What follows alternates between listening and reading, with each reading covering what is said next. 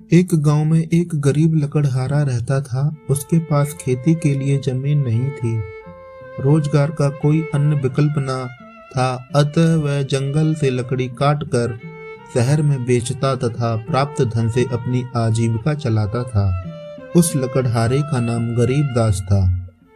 परिवार में वह लकड़हारा अकेला न था, उसके साथ पत्नी तथा 3 बच्चे भी रहते थे। धीरे धीरे उसके बच्चे बड़े हो गए। बड़ा बेटा, जिसका नाम गोपाल था, परिश्रमी तथा शांत स्वभाव का था, किंतु हठी था।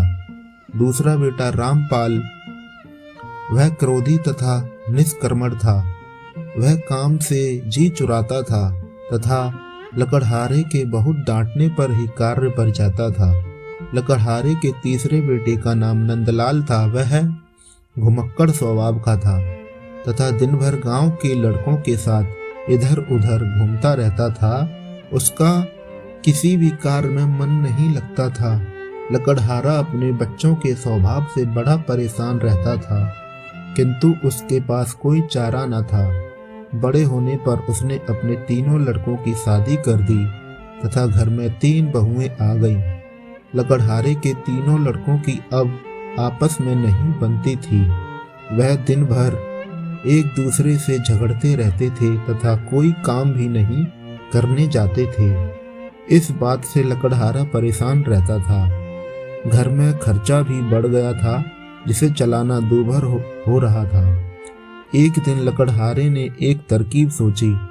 उसने अपने 3 बेटों को बुलाया और एक गट्ठर में बंधी 3 लकड़ियों को निकालकर प्रत्येक बेटे को एक एक लकड़ी दी और कहा कि इन्हें तोड़ो। 3 लड़कों ने लकड़ियों को एक क्षण में तोड़ दिया।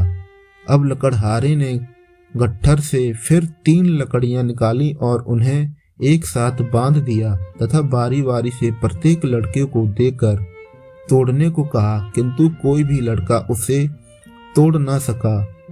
तब लकड़हारे ने उन्हें समझाया कि यदि तुम अलग रहोगे तो कोई भी तुम्हें परेशान कर देगा और जीवन में कष्ट उठाओगे।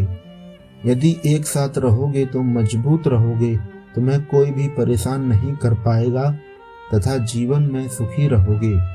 एकता में बहुत शक्ति होती है, अतः एक रहो। इस घटना के बाद लकड़हारे के 3 लड़कों ने कभी भी एक दूसरे से न झगड़ने की कस्में खाई तथा मिलजुल कर रहने और कार्य करने के वादे किए। लकड़हारे को वचन दिया कि वह कभी एक दूसरे से अलग न होंगे। इस प्रकार लकड़हारे का परिवार सुखी हो गया। सभी मिलजुल कर रहने लगे तथा अपनी सामूहिक उन्नति का प्रयास करने लगे।